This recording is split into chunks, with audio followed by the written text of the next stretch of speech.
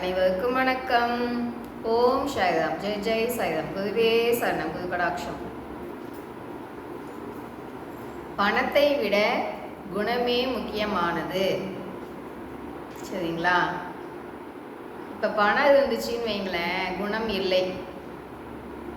அப்போ வாழ்க்கை மகிழ்ச்சியாக அமையாது. பணமும் வேணும், குணமும் வேணும். எப்படி நம்முடைய முயற்சியும் வேணும், பகவானோட அருளும் வேணும் இல்லைங்களா? ரெண்டுமே இருந்தால் தான் நம்ம ஜெயிக்க முடியும் இல்லைங்களா? அதை போல் பணமும் வேணும், குணமும் வேணும். அப்போ தான் வாழ்க்கையில் சந்தோஷம் கிடைக்கும். பணம் மட்டும் இருந்துச்சு, சந்தோஷம் இல்லை அப்படின்னா அது வாழ்க்கையில் நிம்மதி கிடைக்குமா? சொல்லுங்க பார்க்கலாம். குணமும் வேணும் இல்லைங்களா? இப்போ பணமே இல்லைன்னு வச்சுக்கோங்களேன், நல்ல குணமானவங்களாக இருக்காங்க, பகவான் எப்படி எப்படி எதிர்பார்க்குறாங்களோ அப்படி எல்லாம் நடத்துக்கிறாங்க அப்படின்னா பணமானது அவங்கள தேடிட்டு வந்துடும். சரிங்களா?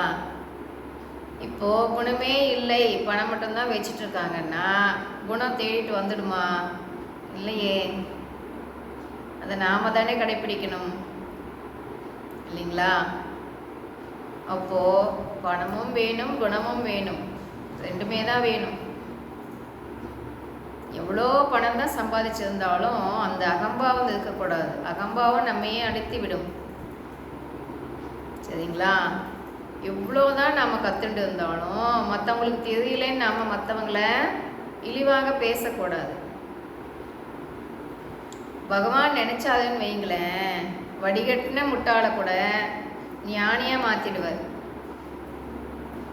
எல்லாத்துக்குமே அந்த தகுதி உண்டு இல்லையா? அப்போது பகவான் நினச்ச எல்லாமே சேஞ்ச் ஆகிடுமே. எவ்வளவோ விஷயங்கள் நம்மளுக்கு தெரியாத விஷயங்கள் மற்ற எல்லாத்துக்குமே தெரிஞ்சிருக்கலாம். எல்லாத்தையுமே நான் கற்றுண்டேன் அப்படின்ற அகம்பாவம் நம்மளுக்கே இருக்கலாமான்னா இருக்கவே கூடாது. உற்று உற்று பார்க்கையில் உலகமெங்கும் ஆசான். எல்லாத்துக்கிட்டையுமே ஒவ்வொரு நல்ல விஷயம் இருக்கும். அதெல்லாம் நம்ம அப்படியே கேட்ச் பண்ணிக்கணும். படிச்சிருந்தாலும் சரி, படிக்கலைன்னாலும் சரி, ஏழையாக இருந்தாலும் சரி, பணக்காரனாக இருந்தாலும் சரி, எல்லாத்துக்கிட்டையுமே ஒவ்வொருத்தர்கிட்டையுமே ஒவ்வொரு நல்ல விஷயங்கள் உண்டு. முழுமையாக எல்லாமே கற்றவங்கிறது யாருமே கிடையாது இல்லைங்களா? அப்போது என்ன பண்ணலாம்? எல்லாத்தையும் நம்ம ஆன்மாவாக பார்க்க ஆரம்பிச்சிடலாம். ஒவ்வொருத்தர்கிட்டையுமே உள்ள நிறைய மட்டுமே பார்க்கலாம், குறைய விட்டுடலாம். அப்போது நம்ம யாருக்கிட்டையுமே பேதம் பார்க்கலன்னு வைங்களேன், அப்போ நம்மளுக்கு சண்டை என்பதே கிடையாது இல்லையா? மனக்கசப்பே ஏற்படாது இல்லைங்களா? முடிஞ்ச வரைக்கும் மற்றவர்களுக்கு நாம் உதவி பண்ணணும். நம்ம உதவி பண்ணணும் அப்படிங்கிற எண்ணம் நம்மளுக்கு இருந்துச்சுன்னா தான் அதுக்குண்டான வழியை பகவான் காட்டுவார். நாம் உதவி பண்ணணும் அப்படின்னு மனசே இல்லாமல் நாம் பண்ணுறோன்னு வைங்களேன், அதுக்குண்டான வழி கிடைக்குமான்னா கிடைக்காது. மனசுலேருந்து வரணும். எப்படி அன்புன்றது, பாசம்ன்றது வாயளவில் இருக்காமல் மனசுலேருந்து வரணும்னு சொல்கிறோம் இல்லைங்களா? அதை போல் நாம் மற்றவங்களுக்கு நாம் உதவி பண்ணணும் அப்படிங்கிற அந்த எண்ணம் அந்த மனசுலேருந்தே வந்துடணும். ஏன்னா பகவான் உள்ளுக்குள்ளே தானே உட்காந்துட்ருக்காரு. இப்போ பகவான் என்ன பார்த்துட்டு தானே இருக்கார். நாம் என்ன நினச்சிட்டு இருக்கோம், என்ன நினச்சிட்டு என்ன பண்ணிகிட்டு இருக்கோம், என்ன நினைக்கிறோம், வெளியே ஒன்று பேசாமல் உள்ளுக்குள்ளே ஒன்று வச்சுக்கிட்டு எல்லாமே மற்றவாளை ஏமாற்ற முடியும், பகவானை ஏமாற்ற முடியுமோ? சொல்லுங்க பார்க்கலாம்.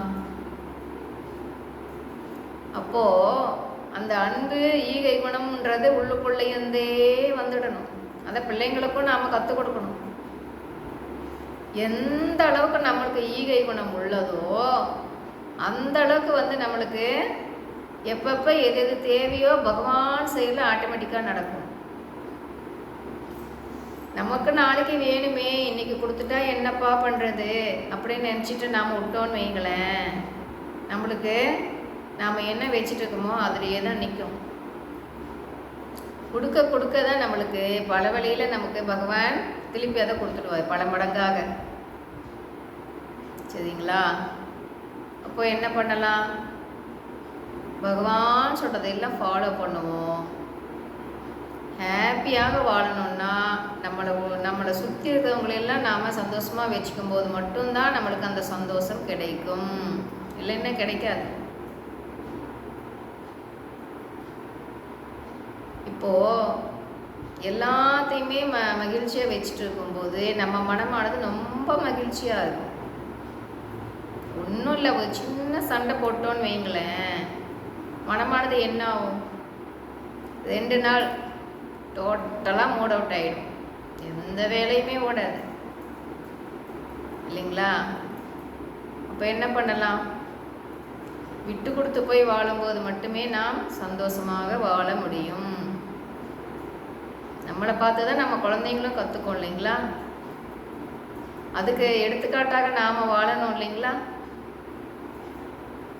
அப்போது எப்பயுமே சமாதானம் ஆயிடணும். சண்டை சின்ன சின்ன சண்டைன்றது எல்லா வீட்டிலையுமே உண்டு. உடனே சமாதானம் ஆயிடணும்.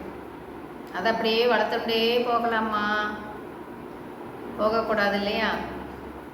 பகவான் சொல்கிற அட்வைஸ் தான் இது. அப்போது பகவான் என்னென்ன சொல்கிறாரோ அதையெல்லாம் நாம் ஃபாலோ பண்ணுவோம். விடாமல் பயிற்சி பண்ணுவோம். விடாமுயற்சி வெற்றி கொடுக்கும். வெற்றி நிச்சயம். பாய். கேட்டதுக்கு நன்றி.